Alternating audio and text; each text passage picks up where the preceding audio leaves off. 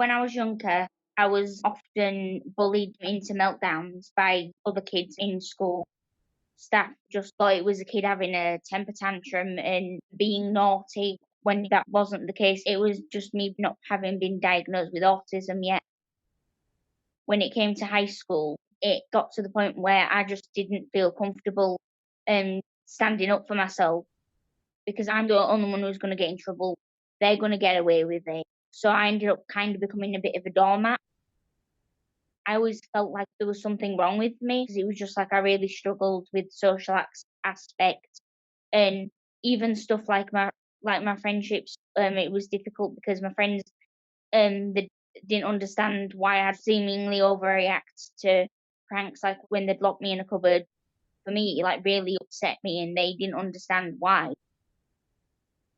I always felt like the odd one out in the family because my parents didn't understand me, and I didn't understand how they didn't get it. Because it's sort of just like, oh, stop overreacting, stop being hysterical, just calm down, don't get yourself worked up about it. And it's like, I'm not worked up, I'm justifiably angry. And again, it was another case of me being the one that was punished for being picked on.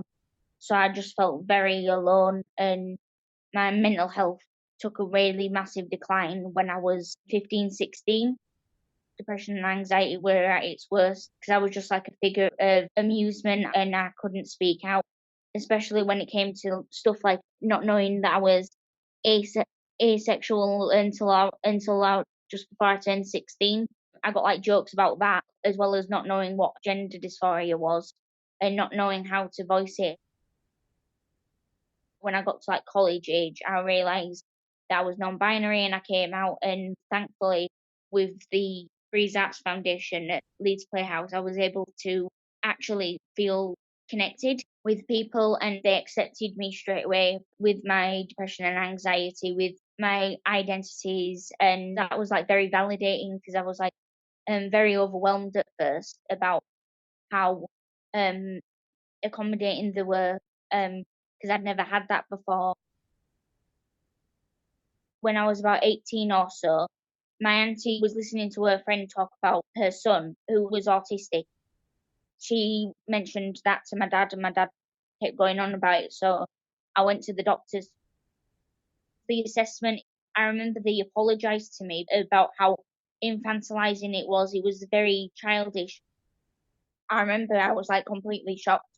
I ended up scoring either 10 or 12 on the criteria list, making me fully autistic. So that was sort of like a lot to get my head round. It was like learning more about myself because it was sort of just like everything sort of made more sense. Because it's sort of just like why I was the way I was.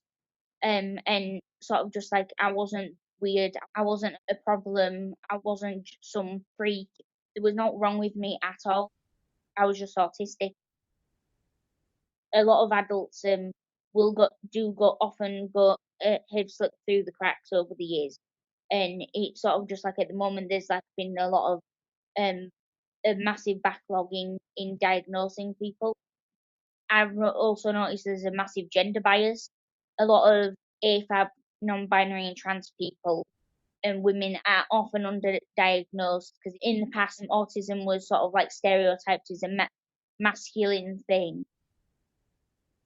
Usually when people are diagnosed with a disability, it's because they've had like a loss of whatever. I realized that before I'd already had like a loss.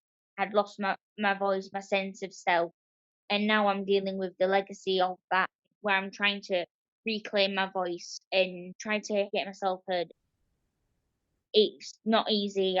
Because I've got a lot of damage to undo.